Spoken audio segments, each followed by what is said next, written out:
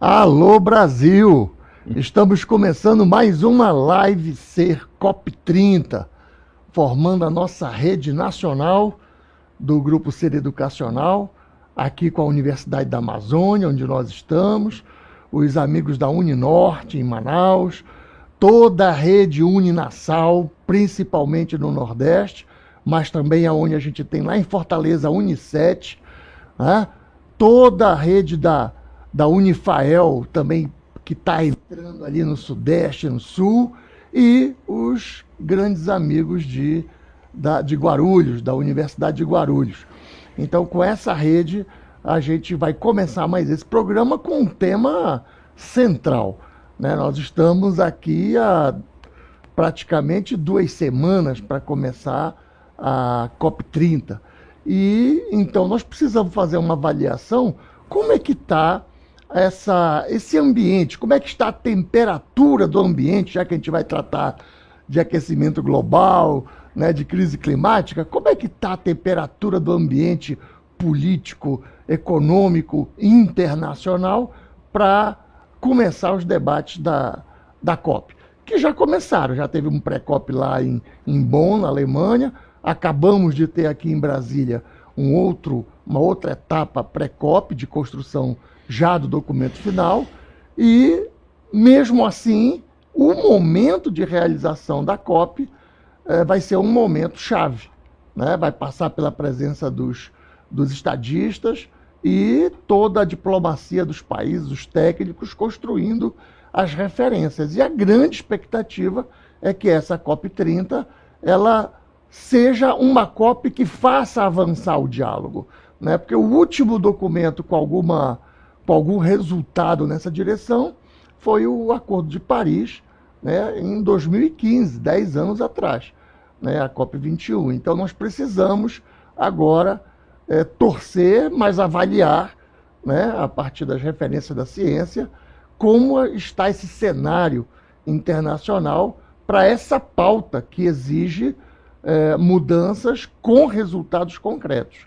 E para isso nós vamos ter um auxílio luxuoso do professor Norbert Fensel, que está aqui, que nos deu essa grande satisfação de recebê-lo.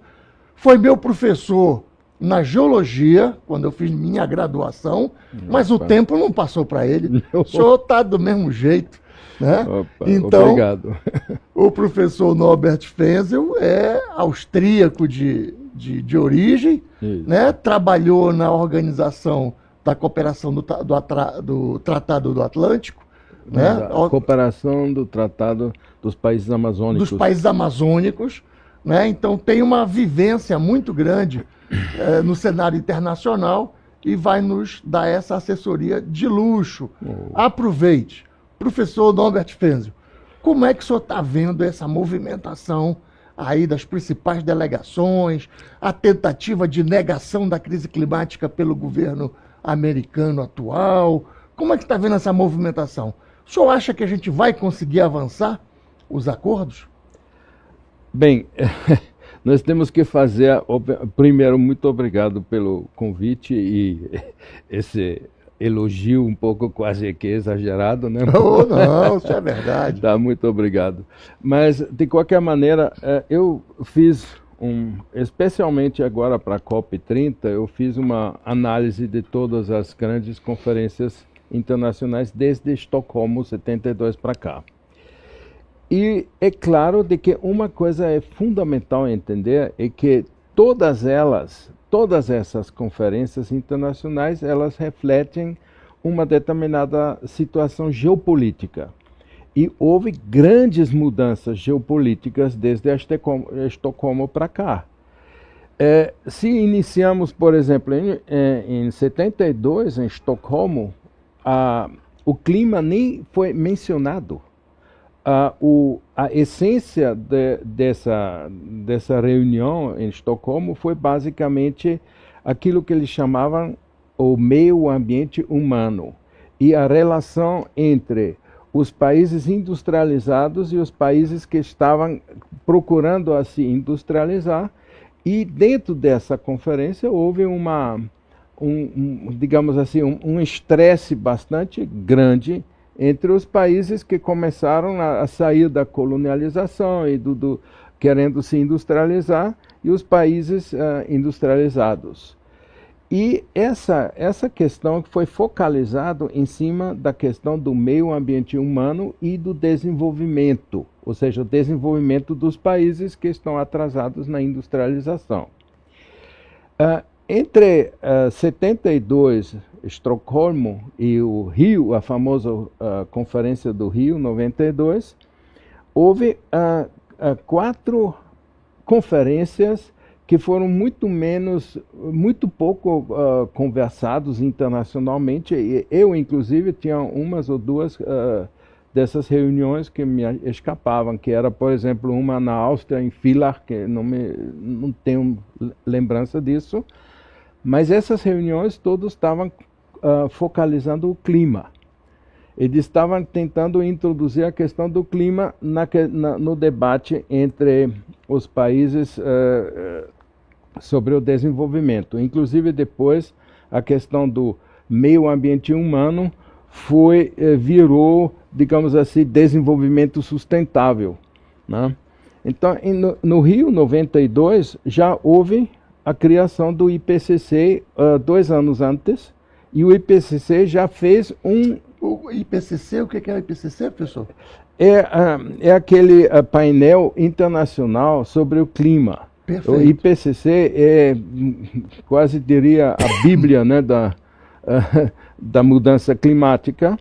E essa foi institucionalizada para que os países criem uma instituição que seleciona as pesquisas para demonstrar que a mudança climática é de origem da atividade humana. Então, eles fizeram logo durou só 1 ano, e eles conseguiram fazer o primeiro relatório sobre o clima, onde eles apontavam já em 88, onde já apontavam que a mudança climática, o problema do clima é um problema fundamental e essencial e que vai ter que ser levantado para Rio 92. E em Rio 92, efetivamente, o IPCC conseguiu chegar com um relatório dizendo mostrando a importância, digamos assim, das mudanças climáticas, e conseguiram colocar na Rio 92, inclusive nos resultados da Rio 92, uma declaração importante sobre as mudanças climáticas. Importante é ver que houve também a Rio mais 10 e a Rio mais 20, mas acontece que na mais 10 e mais 20, os países em fase de desenvolvimento parece que estavam bastante frustrados pelo fato de que a pauta que eles estavam esperando que se aprofunda, tanto em Estocolmo como especialmente no Rio, foi bastante empurrado ao lado, digamos assim, e se colocou no centro a questão climática, porque era algo que poderia criar um certo consenso em cima sem se estressar muito entre os países industrializados e os que estão querendo se industrializar.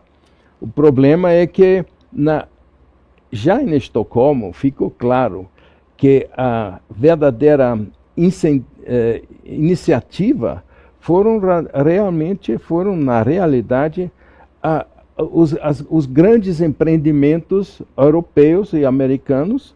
Por quê? Porque eles perceberam que há uma explosão demográfica nos países, nas ex-colônias, e que eles estavam preocupados com o fato de que, se todos querem o mesmo nível de vida da gente aqui, o bioma não suporta.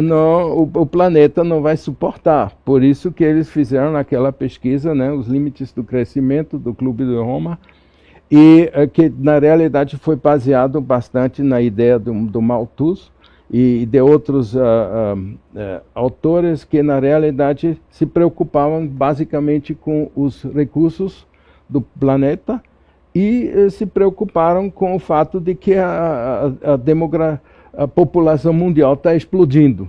E hoje tem muito mais gente vivendo do que antes. Mas na época já estavam preocupados.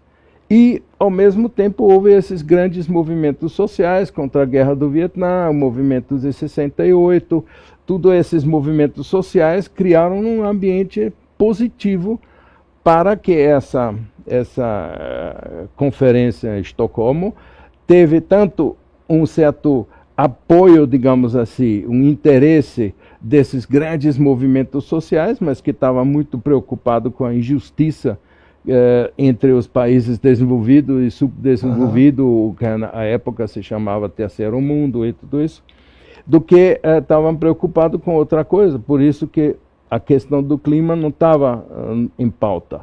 E o clima não era um assunto que podia criar algum nível de consenso entre os participantes. Inclusive, se você vê os antigos vídeos, né, de Estocolmo, né, você vê aí uns discursos bastante pesados aí de conflitos que... ainda muito politizado, na minha opinião, pelo rescaldo que ficou de mau acerto da Segunda Guerra. Né? Sim, então, claro. Ainda ficou pendências da Segunda Guerra e jogaram para a pauta econômica, né, lá na discussão do modelo de desenvolvimento, esse acerto. Né? Certo. Então, de qualquer maneira, o que houve até 92 no Rio, houve uma grande mudança geopolítica, você sabe, o fim da União Soviética, o aparente fim da Guerra Fria, e de repente o mundo... A crise do petróleo também contribuiu com essa... Exatamente, era inclusive um acelerador ainda. Exatamente. Mas sobretudo o fato de que nessa época o império, digamos, os Estados Unidos e a Europa estavam monopolizando o poder absoluto no mundo. Depois do desaparecimento da União Soviética, é claro de que foram... Unipolaridade, falava, exatamente. Né? E essa unipolaridade fez com que todas as conferências futuras tiveram, de uma certa maneira, eram resultados da correlação de forças dessa nova unipolaridade mundial. Né? Então, professor, eu cheguei até a participar, eu estive no Fórum Global, no Aterro do Flamengo, ali naquele período da Eco 92, eu era da Unipop, a Universidade Popular, e a gente foi para lá. E eu lembro que a gente ficou muito feliz com a consolidação do trabalho lá da Gro Brundtland, quando ela consolida, que ela representou um movimento que consolidou o conceito de desenvolvimento sustentável. Exatamente. Mas toda a nossa expectativa, porque o desenvolvimento sustentável é articulação e equilíbrio do social, do econômico e do ecológico. Então, a gente já ter o social junto com o ecológico, talvez fosse o contraponto para ter um desenvolvimento mais distribuído, mais equilibrado. Mas foi uma frustração. Exatamente. Porque o conceito ele ganhou uma polissemia tão grande que atores com práticas opostas, os dois se dizem sustentáveis. Exatamente. E, sobretudo, o fato de que o relatório Brundtland na realidade, era uma tentativa de salvar o espírito de Estocolmo. Isso é muito importante quando a gente lê isso com atenção. Tá? Apesar de que eu acho que quando a gente lê o relatório, a gente percebe que ela estava vendo essa imposição, de repente, do clima. Sim. Ela não queria que a questão climática comece a afastar completamente do centro da sair do debate sobre desenvolvimento. Exatamente. Então, nesse sentido, ela fez uma certa tentativa de, digamos assim, de salvar esse espírito de Estocolmo, mas, em princípio, na minha leitura de 92 do Rio, eu acho que ela já perdeu um pouco o espaço e a questão do clima foi imposta de uma forma forte justamente por causa do primeiro relatório do IPCC. Então, a grande questão é que, a partir de 92, com o poder quase que absoluto da força dos Estados Unidos e da União Europeia menos, mas basicamente... Então, todas as relações e digamos assim, os resultados e os debates nessas conferências internacionais refletiam exatamente essa correlação de forças. E aí tem algumas coisas interessantes quando a gente chega depois da última da conferência lá de Paris.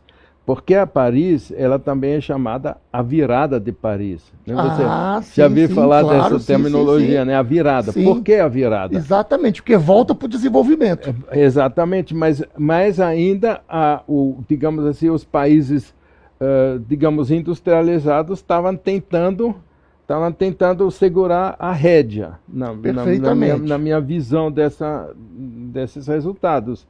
Só que acontece depois disso, inclusive, as últimas duas, já se dá claramente alguma mudança dentro da correlação de forças. Então, isso é uma coisa extremamente importante que vai dar seus resultados aqui na porque é interessante também registrar, né, para quem não está assistindo, que então teve a Eco 92, já tendo essa tensão com a entrada da pauta climática, né, quando o eixo central era o debate sobre o modelo de desenvolvimento, né, e em 94 eles apresentam a proposta de criação da COP. Em 95 em Berlim. Aí eles aprovam em 94 na Assembleia e em 95 acontece a primeira COP em Berlim. Exatamente. Agora nós estamos na 30ª. Exato. E então, a partir daí só tinha COPs. Essas outras... Exatamente. Esvaziaram a Rio mais 10, a Rio mais 20 foi... A Rio mais 20 pelo já menos foi de mídia foi esvaziado. A gente não via reverberar o debate como foi em 92. Agora, quer dizer, o debate e essa disputa passa pela percepção do público, né? Porque quando eu formulo o problema é a mudança climática, é como se o clima tivesse mudado por conta própria. Né? Então isso caminhou por muito tempo e, de fato, quando em 2015, em Paris, eles concluem dizendo que a referência é a temperatura da Terra antes da Revolução Industrial, então ele volta para a questão antrópica, quer dizer, foram os seres humanos que causaram as mudanças, então não são mudanças, são consequências climáticas, e o modelo da tecnologia que a indústria usou, etc., precisa ser revisto. Aí pauta o desenvolvimento. Então o grande problema, o grande drama, na realidade, é de que, quer dizer, drama, ou até bom para nós, de uma certa forma, porque aquilo que nós chamamos de sul global, tá? Se fortaleceu aí muito. Pega o sul da Ásia, África, América Latina, todos os países que, na realidade, estão querendo sair ainda da fase da colonialização e neocolonialização, eles precisam se industrializar, precisam de acabar com a miséria e a fome dos seus países. Então, eu me lembro muito bem, eu estava recentemente num países africanos aí, da área francesa, né? Então, eu me lembro de uma frase que eu não vou esquecer. Eles me disseram o seguinte: antes, se nós nunca tivemos justiça social, agora vamos ter que querer a justiça climática? Como? Está entendendo? Perfeito. Então isso me deu uma certa... efetivamente, eles estão precisando eles precisam se industrializar, precisam petróleo, precisam dessa energia. De dignidade para começar. Né? Então, esse conflito não acabou em 92, nem nas outras reuniões, senão muito pelo contrário, aparentemente ele sempre foi encoberto, ou foi, digamos assim, abafado, digamos, com essa discussão sobre o clima.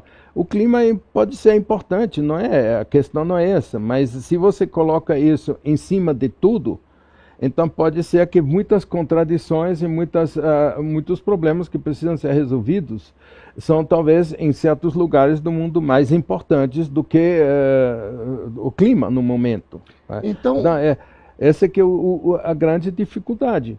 E nós vamos ver agora na COP30 como é que essa nova correlação de forças vai se manifestar dentro dessas reuniões e como é que os países do sul global, o que eles vão impor, qual é o nível, digamos assim, o nível de direção que eles podem dar aos resultados. Então, uma das coisas que eu acho que é muito interessante é o tal de artigo 6, que vai ser discutido, é a questão da regulamentação do mercado de carbono. Eu acho que isso é uma das coisas fundamentais que os países do sul global vão querer, porque isso tem que ser regulamentado. E a outra coisa que acabou de surgir em dois COPs atrás, e isso vai ser extremamente, na minha opinião, extremamente explosivo, é a questão do CO2 emitido pelas guerras e as grandes a indústria que militar. É o segundo maior emissor de CO2 são as guerras. Só que nunca foi discutido. Depois do Sempre petróleo. Foi eliminado da discussão. Então, isso, especialmente depois desses acontecimentos em Gaza, isso vai doer. Vai doer muito essa discussão. Eu acho que, assim, nós temos que estar atentos se haverá essa conexão. Eu vejo 3 elementos que se articulam de novidade a partir de 2015 para cá. Um é, finalmente, a assunção da China como um polo em disputa. Se você fizer a contabilidade do PIB pela paridade de compra em cada mercado interno, o PIB da China já é superior ao dos Estados Unidos. Né? Então, a economia da China gera hoje mais riqueza que a economia dos Estados Unidos. Sim, né? Se você não ficar só na contabilidade financeira, lógico, mas na contabilidade econômica, sim, né? Que é a minha praia, o senhor sabe. Né? Então isso já é uma novidade. Uma hora isso vai ser, inclusive, financeiro. Então a China já é um protagonista. Aí ocorre a articulação dos BRICS. Então você hoje tem uma articulação que cria um circuito de relações internacionais por fora da ONU. Não diria por fora, mas que tem uma autoridade que não se limita à ONU, que não está naquele fluxo. Inclusive, eu acho que é bem mais poderoso hoje do que a ONU. Tem um potencial bem grande. Sim, com seu banco próprio, caminhando para negociações com moedas que não dólar, né, que é um grande desafio. Né? Só basta se esses países começam a fazer comércio com suas moedas próprias. Que é a tendência.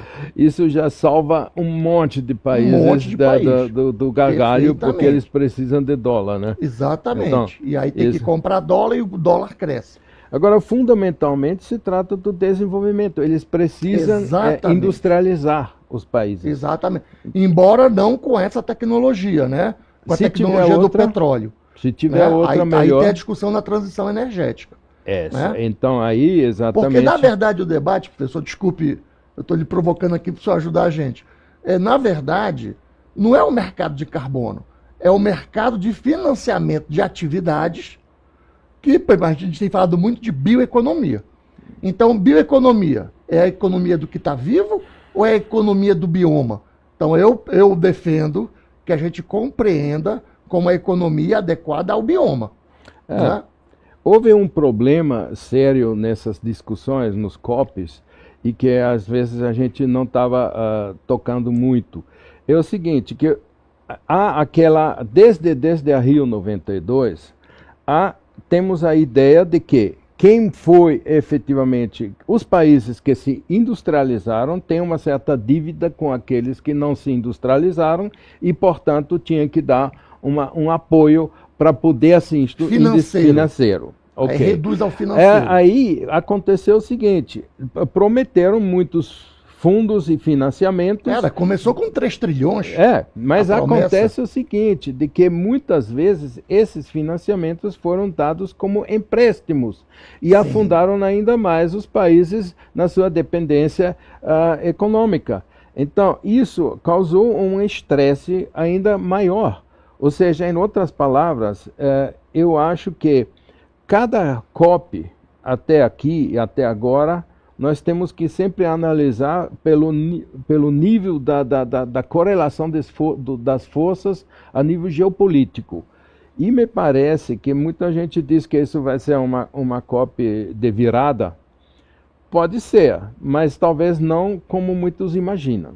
Eu tenho leve desconfiança. Professor, o senhor acha que esse grupo liderado pelo atual governo americano, que resiste a admitir a crise climática, ele também ainda lidera um setor importante? O problema é simplesmente o poder político que você tem numa determinada hora das decisões.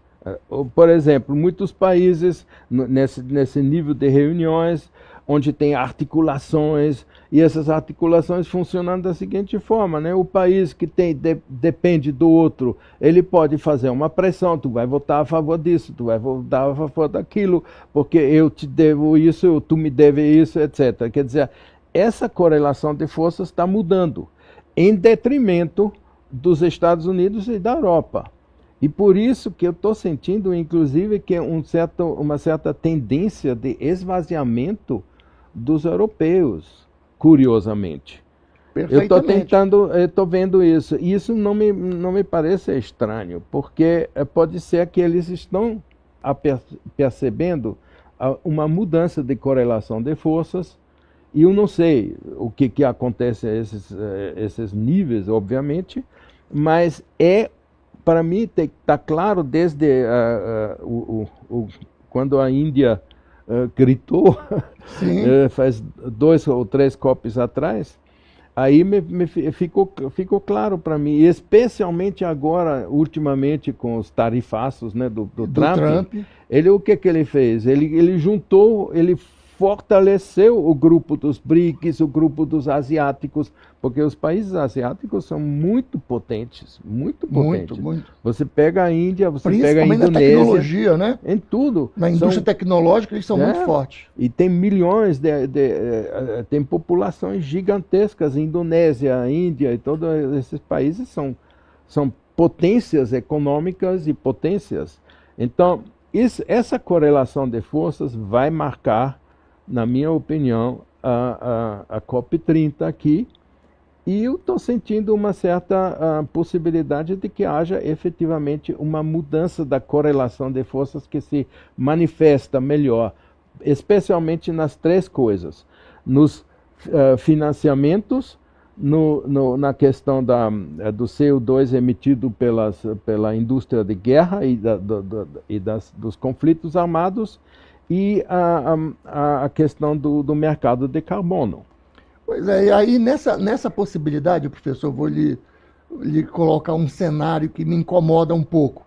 É que, veja, com todos os problemas da Segunda Guerra, o surgimento de uma arena de negociações internacionais, ONU, né, Banco Mundial, etc., criou uma possibilidade de um diálogo que pode se antecipar a conflitos globais, né?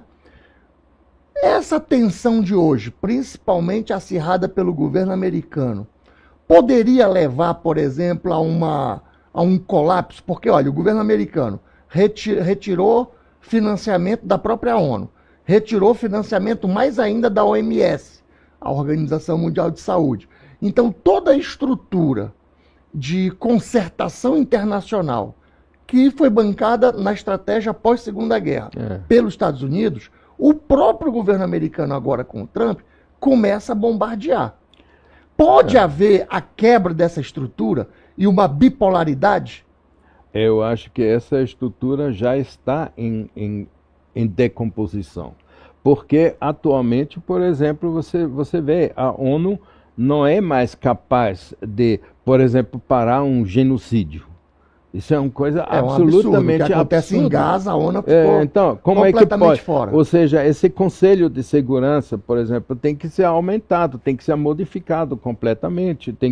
Tem países que precisam participar nesse conselho. Então, eu acho que essa estrutura ela está completamente obsoleta. Né?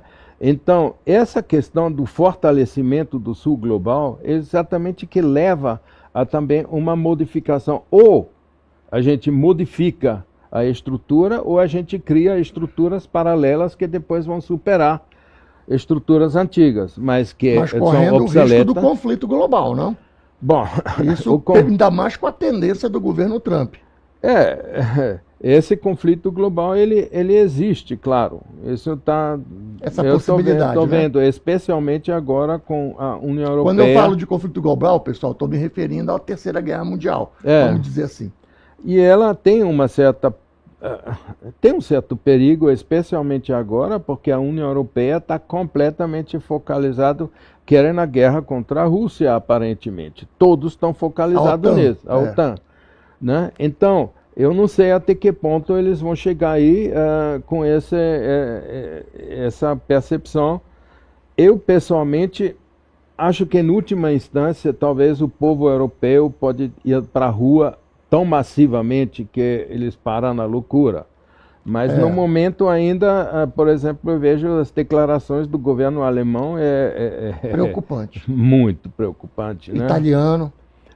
Mas basicamente Alemanha, França e Inglaterra, né? Eles são os que parece que querem amanhã ir para Moscou. Para guerrear. É uma cultura, né? Eles são a civilização especialmente da guerra. Os alemães, não sei o que eles... Será que eles não aprenderam ainda? Mas tu sabe como é, na história é difícil. Mas eu tenho muitas relações com a Alemanha e com gente que mora lá, meu irmão e tudo. Então eu sinto o desespero já tomando conta da população. Eles já estão percebendo que a crise está muito profunda, econômica, e essa narrativa pró-guerra, por exemplo, agora o primeiro-ministro está querendo colocar uma nova lei que obriga os jovens de ir para o exército. Isso tá difícil. Tinha na televisão, vai reagir duramente. Na televisão, na Alemanha, apareceu um garoto de 18 anos e perguntaram para ele se ele está disposto a defender a pátria na guerra contra a Rússia. Ele disse, ele prefere viver em Moscou do que ser soldado para matar russo. Rapaz, foi entrevistado e ele falou isso? Ele falou isso, um garoto de 18 anos, né? Pois então, esse movimento que teve agora nos Estados Unidos, né? Foram mais de 2.000 cidades com movimentos de rua, mais de 2 milhões de pessoas contra a posição e o estilo de governar do Trump. E porque para nós aqui passa uma ideia de que o Trump é unanimidade nos Estados Unidos. E agora nós vimos que não, né? Esse movimento também pode ter da Europa? Qual é a tua expectativa? Bom, eu estou vendo alguns sinais, só que acontece que na Europa está um pouco mais difícil, está mais complexo por outras razões. Porque, por exemplo, as esquerdas tradicionais, elas basicamente foram abandonando o cenário político, e quem tomou certas posições das bandeiras de esquerda foram os partidos de direita. Que, por exemplo, na Alemanha, na Áustria, nesses países, os que querem a paz com a Rússia e querem acabar com a guerra na Ucrânia são partidos de direita. A direita dos governos, que já não são de esquerda, né? Sim, claro. Então, é muito, muito estranho essa... Para mim, agora, mesmo se você olhar, já entrando nessa pauta de direita e esquerda, eu acho que a ciência política precisa tomar novas referências. Porque essa referência de esquerda e direita, eu acho que já não dá conta do jogo político que está dado no mundo. Exatamente. Né? Até no Brasil. Eu acho que a gente precisa elaborar outra coisa. E aí eu acho que é mais importante você refletir sobre quem está em cima e quem está embaixo do que esquerda e direita. Eu acho que o debate é mais da verticalidade do que na horizontalidade. E então, sobretudo, o debate tem que ser sobre determinadas questões específicas. Por exemplo, paz ou guerra. Isso é uma questão absolutamente fundamental. Democracia. Por exemplo, exatamente, são essas questões que precisam fazer, digamos assim, separar joio do trigo. Né? Mas hoje em dia, não sei, de repente, partidos verdes que antes eram supostamente progressistas e de esquerda, hoje defendem a guerra contra a Rússia, defendem a OTAN, ou não sei o quê. Então, a gente fica... acho que tem que pensar uma outra coisa. Mas um ponto que, como você colocou, eu acho que hoje as referências para se pensar o debate político são coisas como... respeito aos biomas ou não.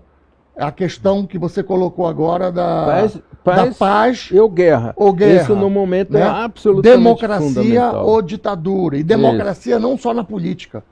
A democracia ela também tem que ser cultural, de gênero, de raça, econômica.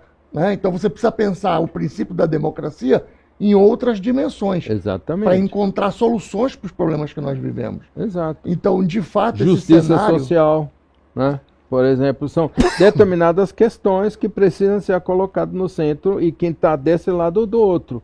É muito simples. Então, aí a questão é mais clara, mas se você só opta por um partido porque tradicionalmente é de esquerda, eu vejo isso em muitos na Europa, acho que isso ele pode, de repente, fazer coisas que eu acho não pode.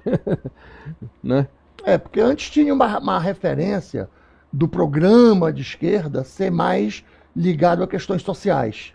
Né? Mas muitos governos que se reivindicam de esquerda acabaram não cumprindo esse programa e se desqualificaram da opinião pública. A triste história da social-democracia europeia, né? O que ela é hoje? No governo austríaco você tem a social-democracia junto com a direita e tudo isso, mas ela não tudo que ela fez historicamente, ela já faz tempo que abandonou e traiu. E acho que a sociedade hoje, ela está se referindo, ela está mais se tomando como referência resultados, né?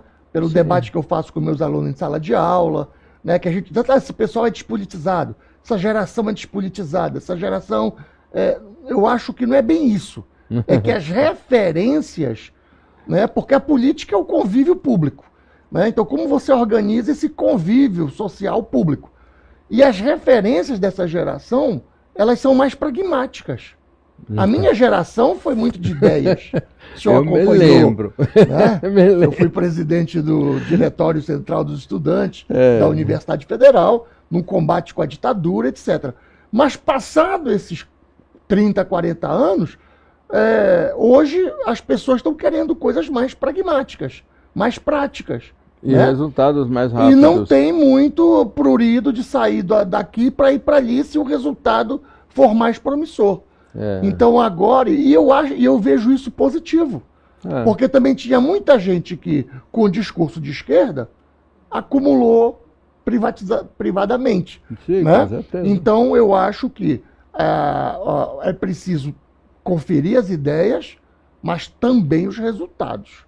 Então eu acho que o caminho deve ser esse, e acho que a COP vai estar cercada dessa expectativa. Isso é interessante, inclusive. Eu acho que a região amazônica, Belém, e todos nós, devemos, de alguma forma, aproveitar dos holofotes que estão em cima da gente.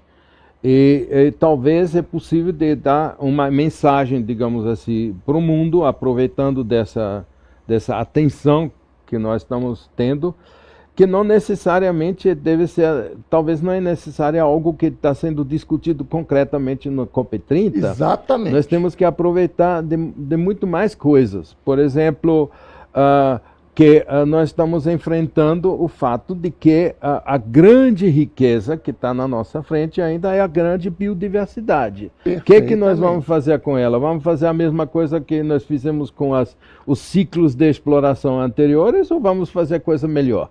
Exatamente. Então, aí, por exemplo, tem coisas que nós podemos dar uma mensagem para... E, sobretudo, uma mensagem é fundamental, na minha opinião, é a mensagem de soberania. Opa! Esse é um ponto absolutamente central. Porque muita gente acha que a exploração da biodiversidade é o grande futuro, mas nós não temos o cuidado necessário para que essa exploração não se dê do mesmo jeito como se deram todos os outros ciclos de exploração. Ou Exatamente. seja, vem alguém que tira, vai embora e o que fica é, sei lá, o que fica. Traço, como a gente fala na estatística. Eu me lembro, nós fomos uma vez visitar uma comunidade indígena e nós queríamos estudar a sua medicina tradicional. Nós fomos completamente... Eles estavam juntando folhas para uma multinacional e não tinha remédios, eles queriam aspirina da gente. E nós estávamos querendo estudar a medicina tradicional deles, eles já tinham perdido tudo. Toda a cultura. Toda. Então, esse negócio é muito trágico. Então, nós temos que cuidar, por exemplo... Eu acho que o que seria interessante seria assim, um plano nacional de desenvolvimento da Amazônia, por exemplo. Perfeitamente. Sobre a biodiversidade. Perfeitamente. Centros de pesquisa e de inovação da biotecnologia, tá? De apropriação, por exemplo, da riqueza de forma soberana. Isso seria uma soberana coisa... de baixo para cima, né?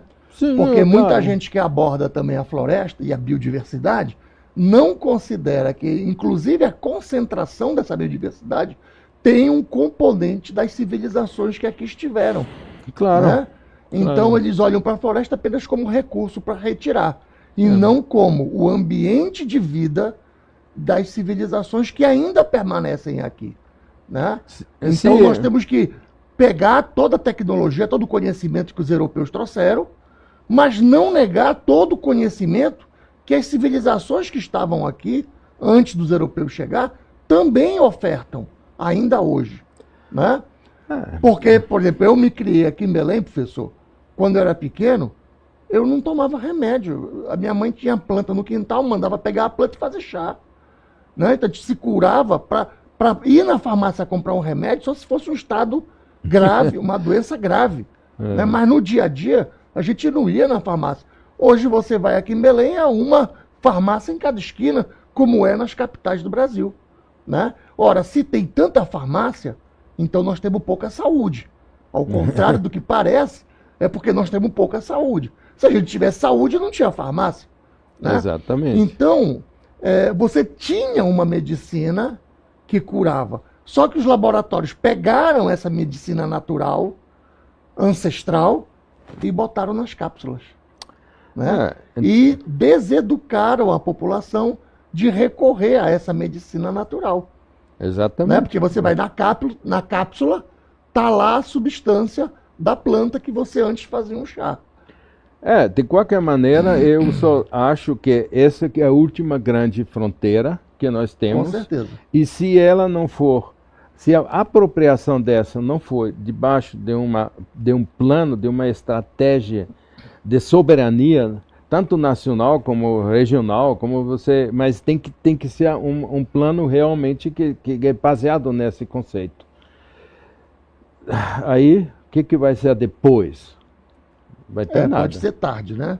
Então, realmente está independente da COP, aí nós estamos alinhados, independente da COP, nós temos que imprimir no dia seguinte da COP uma pauta que coloque esses elementos.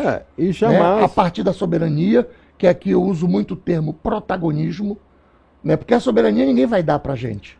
Ou a gente exerce o protagonismo, ou essa soberania também não vem de graça. E também né? tem uma outra coisa, que muitos que chegam aqui acham que a Amazônia tem que ser preservada. Ok, tudo bem, pode ser preservada, mas preservada para quem e em que sentido? Porque simplesmente você dizer, não, agora a Amazônia tem que parar, tem que ficar assim como está. Mas isso não vai, isso é tolice. O que vai definir o estado do bioma é a economia. Você Exatamente. pode ter uma economia que preserva ou uma economia que devasta, como essa que nós temos. Exatamente. Essa então, que é a questão. Ela vai preservar se a economia for...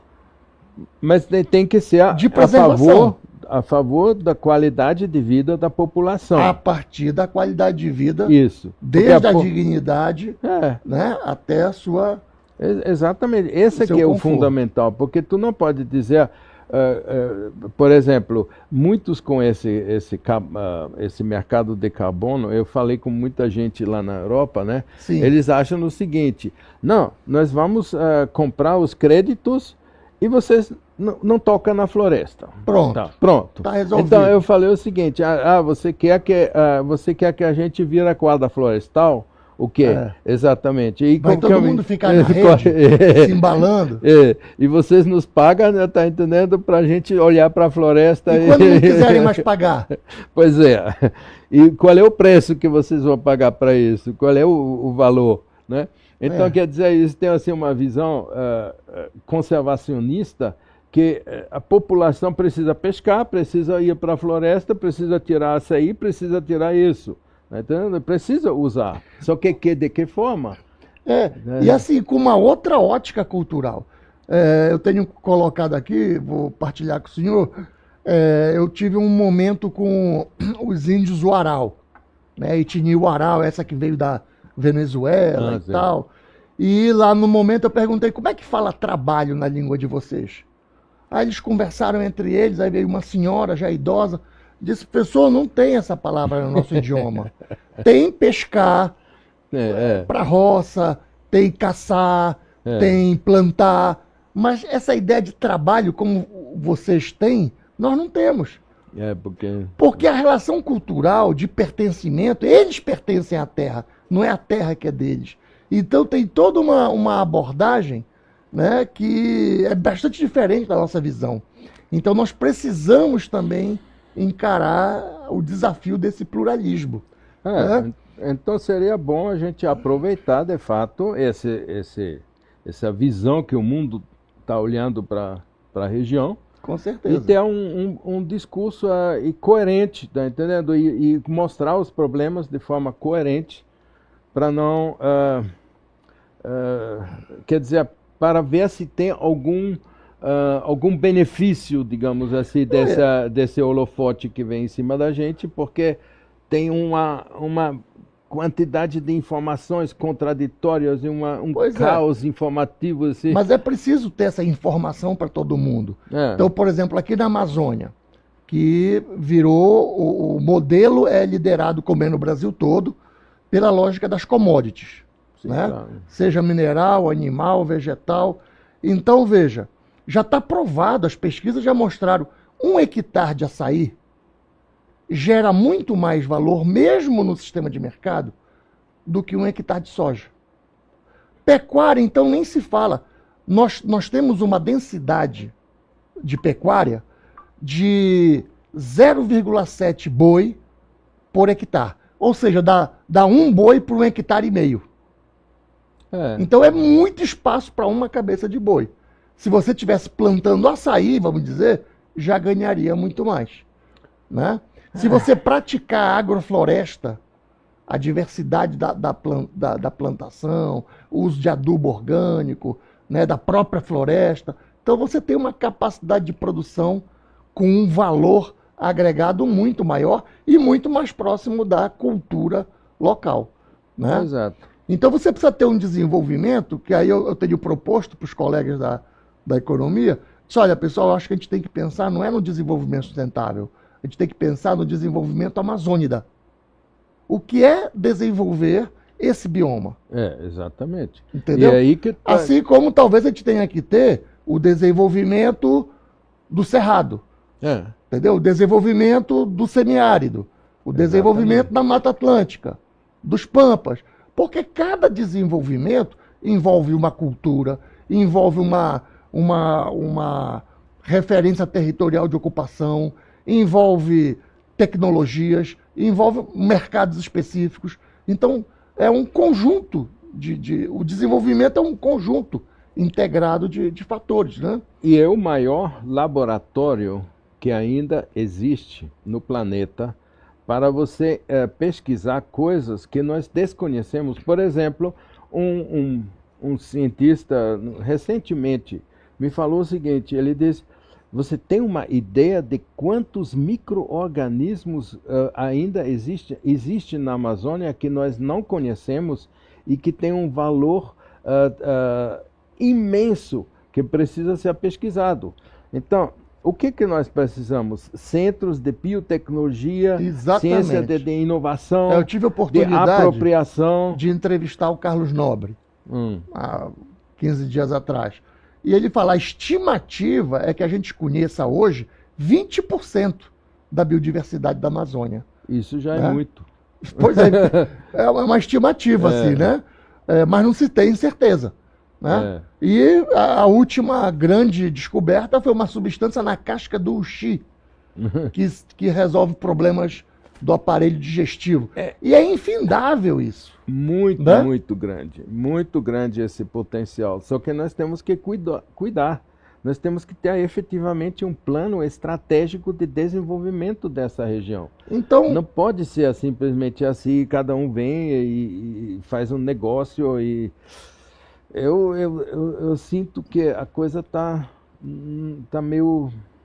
Mas, ou seja, quando a gente fala em relações internacionais, a relação é entre nós e o outro. Mas nós somos agentes dessa relação. Então, muita gente fala de relação internacional já se colocando com a posição de passivo. Ah, o que ele vai dizer para mim? Como é que ele vai o que ele vai propor para mim? Né? Enquanto que nós estamos conversando aqui numa direção de que, olha, nós é que temos que saber o que propor. Nós é que temos que saber o que nós queremos. E nós temos que dominar as cadeias de acumulação desses produtos. Esse que é o grande problema. Então a questão da gestão é até mais importante do que o conhecimento técnico. Do produtor, por exemplo, do produtor de açaí, tá? Eu vou num supermercado na Europa e compro açaí. Açaí em pó. Não passou por ele. Não. Você imagina a acumulação de capital que se dá nessa cadeia. Então, temos que verificar. E aquele que produz o açaí, o que coleta o açaí. É o pecunieiro. O que está sobrando dessa cadeia para ele? Nada. O último levantamento que eu fiz, professor, só aqui no Pará, em 2023, o açaí gerou 7 bilhões. Desses 7 bilhões... traço chegou na comunidade. Com certeza. Então, o desenvolvimento, por exemplo, na Amazônia e o desenvolvimento local, ele se dá exatamente em cima do fato, do problema que nós precisamos necessariamente dessa cadeia produtiva, dos produtos que podemos tirar, digamos assim, eles têm que voltar para o desenvolvimento. Eu chamo de internalização da riqueza. Exatamente. Essa é a terminologia. Agora, se isso não ocorre, obviamente o que vai ter? Vai ter as riquezas vão saindo igual ao minério, igual a outra coisa. Mas, professor, para concluir, eu vou voltar, já estamos no nosso tempo, para a primeira pergunta. O senhor acha que o ambiente no mundo permite que nessa COP a gente avance em alguma coisa? Eu acho que sim, nesse sentido, como eu falei. Eu acho que inclusive por isso que eu estou muito curioso do que vai acontecer na COP, eu quero ver uma certa mudança da correlação de forças entre o grande bloco do sul global, que eu não sei... Que nós fazemos parte. Fazemos parte, e na realidade o que está sobrando, que é Estados Unidos e a União Europeia. Eu quero ver se manifestar essa correlação de forças e num sentido positivo para nós, para o nosso lado. Isso que eu acho que seria interessante. Muito mais, eu não, claro, como cientista a gente não se arrisca muito, né? Não sou tão... Mas se for visível que há um fortalecimento realmente dessa mudança geopolítica que ela se manifesta na COP30 aqui, eu acho que seria um grande Professor sucesso. Norbert Fenzel. Né? Então nós vamos encerrar a live, mas não encerra o tema. O tema continua, o debate continua. A gente agradece penhorado aqui a sua contribuição. Vamos, mesmo passando a COP, vamos continuar esses debates para a gente levar informação para o público, principalmente público universitário, e dizer para você, terça-feira que vem, nós vamos estar aqui com um tema novo. Acompanhe a gente que a gente vai estar junto.